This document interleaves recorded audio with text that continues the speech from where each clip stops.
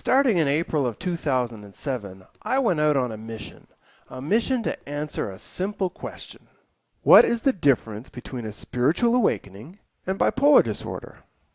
And now, finally, after almost 3 years of research, thousands of emails and comments, and 20 consecutive slideshow videos on this subject alone, I can finally share with you my definitive answer. And that answer is that I've been asking the wrong question.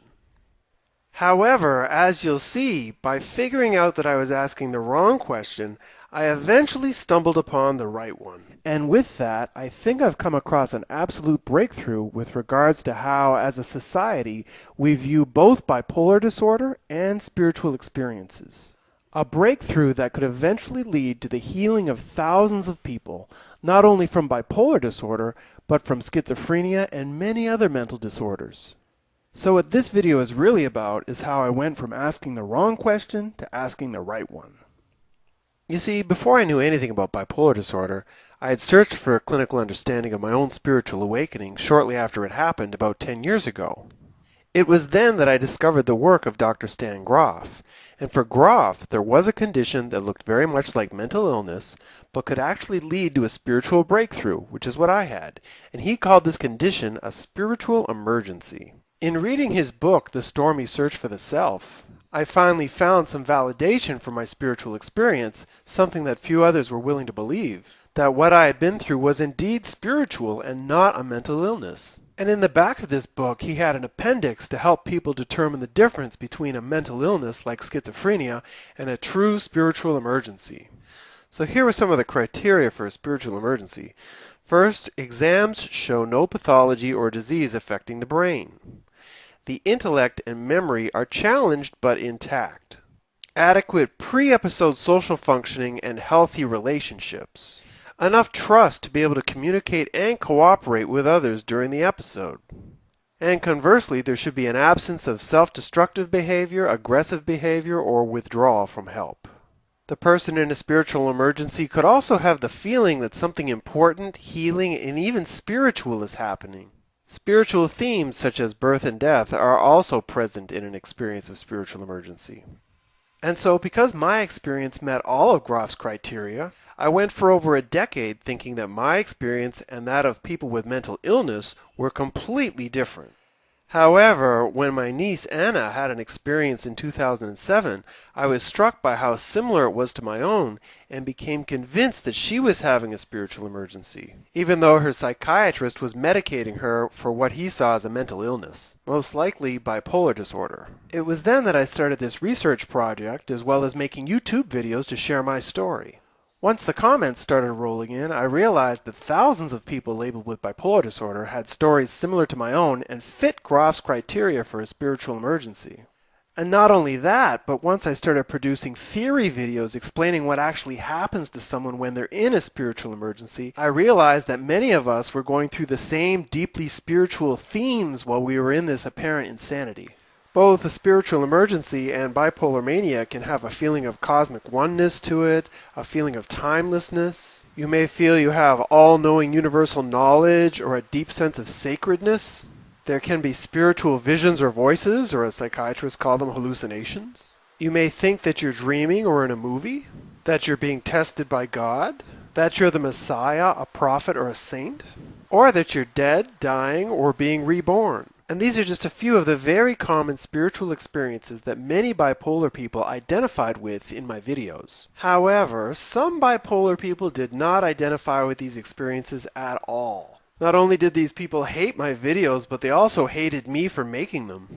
What is so spiritual about wanting to kill my cats? One guy asked me. You're going to have to answer to Jesus for this, said one woman. Apparently, for some people, bipolar mania had been almost an anti-spiritual experience. Some people suffered from very demonic hallucinations. Others endured severe paranoia or deep feelings of anger. For me, these people seemed to be encountering experiences that I'd always considered to be closer to schizophrenia. But perhaps what was most common was not these highly positive spiritual experiences or the deeply fearful, painful experience. No, what was most common was a mixed episode. Most people would experience both ends of the spectrum, the love and the fear, the joy and the pain, the good and the evil. It seemed to me that rather than being a separation between spiritual emergencies and bipolar disorder, there was a spectrum of experiences, from those dominated by love to those dominated by fear, with most people having a type of mixed episode which would lie somewhere in the middle, a mix of love and fear. And not only that, but this spectrum would go from spiritual emergencies to bipolar disorder all the way to schizophrenia, with no definitive break between the three. And so it's in this way that I became convinced that three experiences which I was sure were completely separate from each other were actually all part of the same spectrum of experience. And that's when I realized that my original question was going nowhere, because I was never going to find a clear, distinct line between a spiritual awakening and bipolar disorder. But it was in realizing that I needed to change direction that I went from asking the wrong question to asking the right one. And that question is, if experiences of spiritual emergency, bipolar mania, and schizophrenia are all part of the same spectrum, then what are the key factors which would lead to someone having a more positive, negative, or mixed episode of psychosis? And it's that question that I intend to answer in part 2 of this video.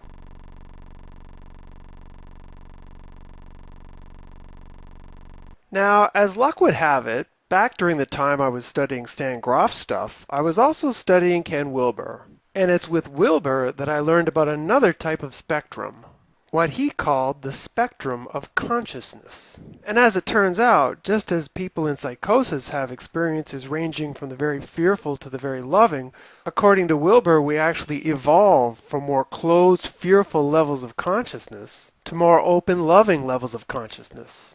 And so, in recognizing this parallel between the spectrum of psychosis and the spectrum of consciousness, I started to wonder if they would somehow match up. Meaning, would people at a higher, more loving level of consciousness have more spiritual emergency type of psychosis? Would the people at the lower levels have more fearful, schizophrenic type psychosis? And most importantly, would the people in the middle have more mixed episodes, the typical type of bipolar psychosis?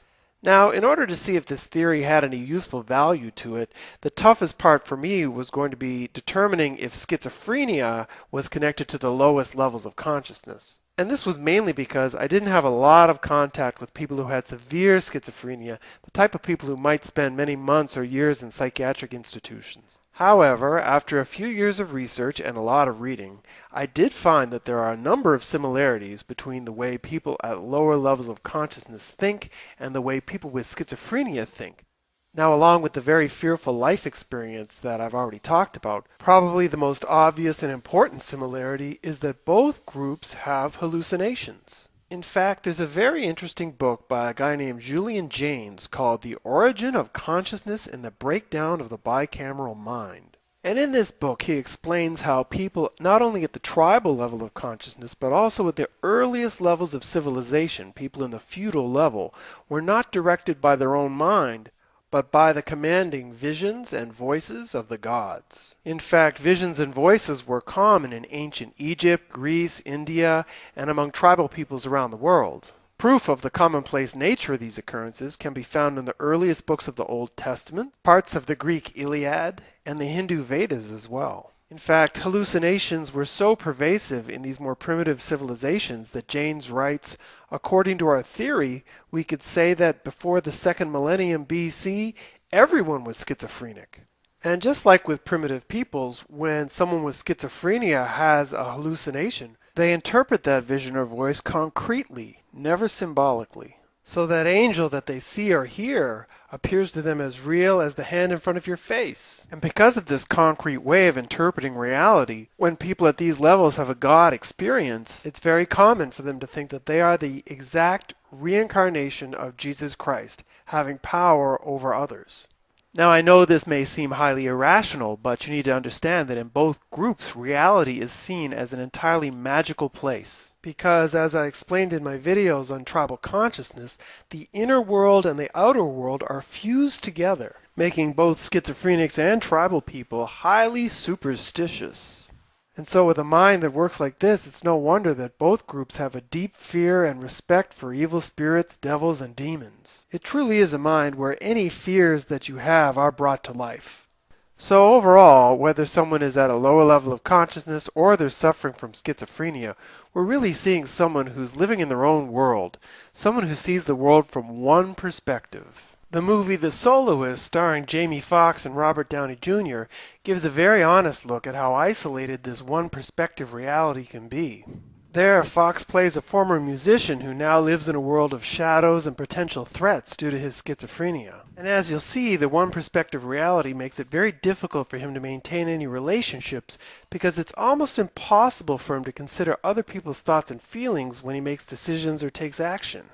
So, considering all of these similarities, I think it's safe to say that we've got a clear connection between the type of psychosis associated with schizophrenia and the lower levels of consciousness.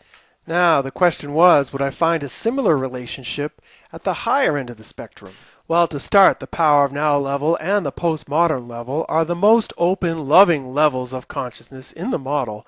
These levels also have a much more spiritual but non-religious view of life, which parallels the insistence of many people in spiritual emergencies that they're in fact going through a spiritual experience. These are also the most intuitive levels of consciousness, where people often override their purely rational, logical thinking and trust their intuitive feeling for things instead. And this ties in with the intuitive interpretation that people give when they're having a spiritual emergency, that they're going through something very important, some inexplicable inner process which must be completed. Both groups also see reality as being deeply meaningful on a symbolic level. They will think, wow, this looks like a hotel, but it feels like purgatory. Or he looks like a security guard, but he seems like an angel. As a result, rather than being bombarded with the disturbing concrete thoughts and hallucinations of schizophrenia, people in a spiritual emergency are often quite pleasantly surprised by startling synchronicities, especially receiving messages from the television, music, or other symbolic communications which seem specifically designed for them. But of course, as people at the higher levels of consciousness know, synchronicities aren't just for people that are in experiences of psychosis. Many postmodern spiritual books like the Celestine Prophecy discuss the importance of synchronicities in our daily lives. Global issues such as poverty, the environment, war, or racism could all surface when somebody is in the middle of a spiritual emergency, and these are issues that increase in personal importance as you get into the higher levels of consciousness. And finally, as opposed to the one perspective thinking of schizophrenia, many people in spiritual emergencies are already thinking in a postmodern multiple perspective way of seeing things. To give one example, my favorite stories of so-called psychosis come from former atheists who open up to seeing life from different perspectives once they're hit with a powerful spiritual emergency. So, once again, it appears that we have a lot of compelling evidence for connecting the more positive spiritual experiences of a spiritual emergency with the higher levels of consciousness. Okay, so what would connect the middle, traditional, and modern levels of consciousness to the type of psychosis usually diagnosed as bipolar mania? Well, based on my research, I would say that the main characteristic at this level is confusion. Being bipolar is confusing for a couple of reasons. First, like I said, you're most likely having a mixed episode. You're having experiences of love expressed through cosmic oneness, timelessness, and a sense of all-knowingness, just to give a few examples. But on the other hand, it can be very frightening as well, as many people experience moments of paranoia, even hallucinations, and regressions into trauma, which can be quite painful. And then, of course, there's the drugs, which don't help much either. For most people with bipolar disorder, drug experiences, usually with marijuana or LSD, have been a part of what triggered their first episode. So for yourself and others, it may be hard to separate the effects of the drug from the psychosis itself. Another source of confusion is simply the way people think at these levels of consciousness. You see, as we evolve from the magical, concrete lower levels to the symbolic, intuitive higher levels, the middle levels, particularly the modern level, is much more factual and logical. And as a result, any inner experiences we happen to be going through are invalidated, they're denied because they can't be measured.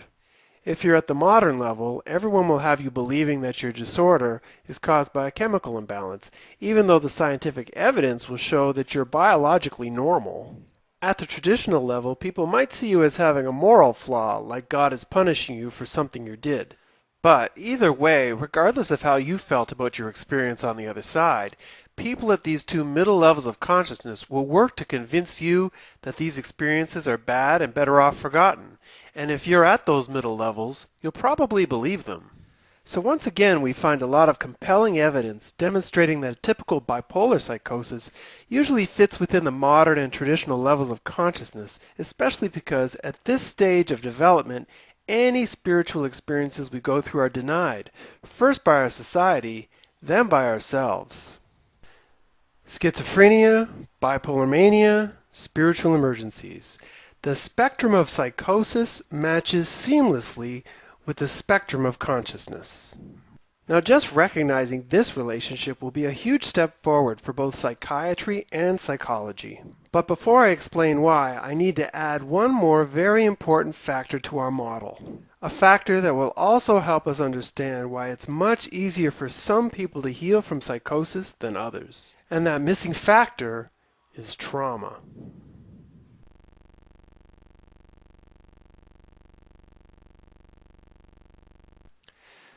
When diving into the ocean of your own soul, it helps to know what lies beneath the surface. Maybe that water is crystal clear, but maybe it's full of sea monsters. Now either way, it's always a hero's journey. But when you know those waters are especially dark and dangerous, it helps to know what might be in store for you. And that's why having some idea of your own degree of life trauma is especially important before you take the plunge. Now, normally most people think of trauma as related to child abuse, and that is by far the most damaging form of trauma that I've come across. However, as I talked about in my video on trauma, it can come in surprising forms. Experiences from any time in our lives can have a powerful effect on us, such as witnessing a murder or being in a fire. But we can also be affected by traumatic events which we have no conscious memory of, like being an unwanted pregnancy. But regardless of the shape these traumas take, there does seem to be a general rule, which is that the more traumatic your life experience is, the more difficult your experience on the other side will be. You see, once you're into the so-called psychosis, there is a tremendous opportunity to heal the wounds you carry from those experiences in life that you would rather forget, or may have completely forgotten.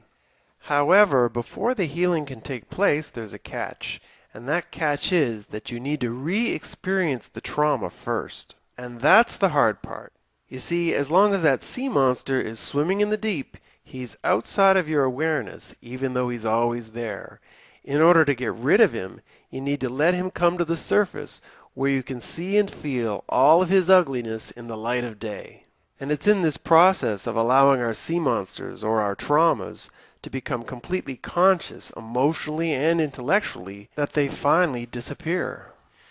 Now, the good news in all of this is that during the acute psychosis, it's often possible to rid yourself of painful experiences which may have haunted you for years, and this can happen in just a matter of hours or even minutes. All that needs to take place is that you need to open yourself emotionally to what you're feeling inside, and that can be a scary thing because some of the energies connected to these traumas can be very powerful. It's not uncommon for people to be crying, screaming, or even blacking out when these experiences happen.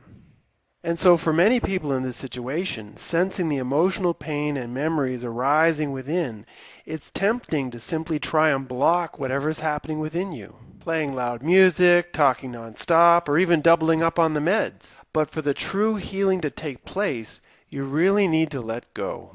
And so because trauma is such an important factor to consider, I've added it to the model here because, as I said, all things being equal, the more trauma that is within you, the more difficult and fearful your process will be. And so that's why on the left I'm connecting heavy trauma with high fear, and on the right, light trauma with low fear. And if you take a look at my video on hallucinations, you'll see that I've already found a relationship between a heavy amount of trauma and schizophrenia. And it should come as no surprise that the people at the opposite end of the spectrum, those having the very positive spiritual experiences, had very few difficult traumas to deal with in their experience of psychosis or in their life history.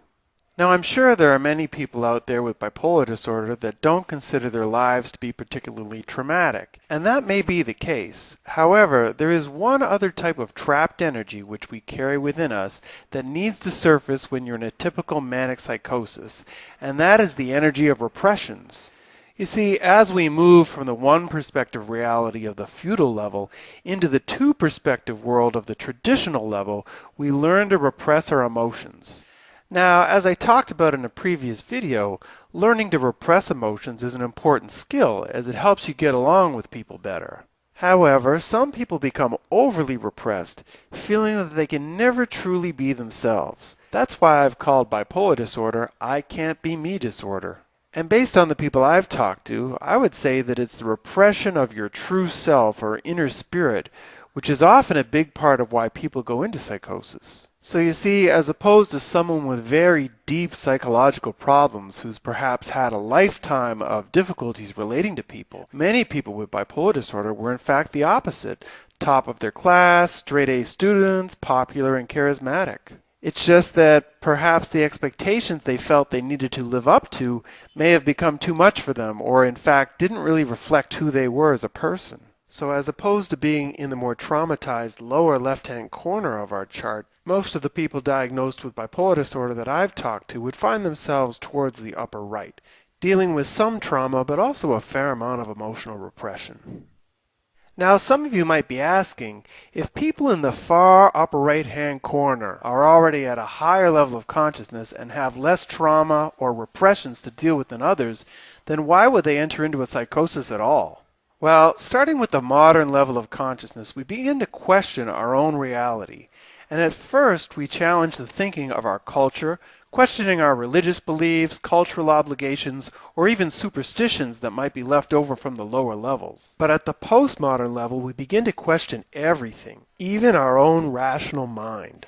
Here, the world somehow opens up, and the sense of wonder we had as children returns, especially as we begin to see how our own thoughts, feelings, and attitudes directly impact or even help create our own reality. And so in order to create a better world for themselves, people become much more introspective at the postmodern level, questioning the limitations of their own consciousness in order for them to improve. As a result, people in or near the postmodern level are often enthusiastically involved in activities which, whether they know it or not, put them on a course for breaking out of their own ego or false self, and possibly into a very positive spiritual psychosis or spiritual emergency.